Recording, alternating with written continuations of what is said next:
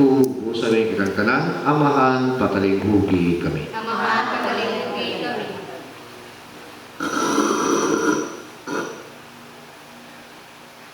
Alang sa simbahan, sa kanunay, magmaligon sa pagsangyaw sa pulong sa Diyos, magampo kita sa Ginoo. Amahan patalinghugi kami. Alang sa atong nasod, nga ang pulong sa Diyos matagag bili sa katawhan, aron magpuyo kita sa matarong nga kinabuhi, magampo kita sa Ginoo. Amahan patalinghugi kami.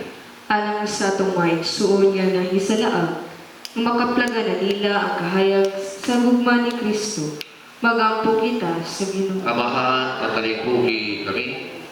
Alang kanatong tanan nga nagkatigong karon dinhi, nga ato untang mapuy-an ang mga pagtulunan ni Kristo, magampo kita sa Ginoo. Amahan patalinghugi kami. Alang sa kalampusan sa International Eucharistic Congress, magampo kita sa Ginoo. Amahan patalinghugi kami. Alang sa sulugon sa Dios, Teofilo Camumon, Obispo, nga mabayaw na sa kadungganan sa altar, magampo kita sa Ginoo. Amahan patalinghugi kami.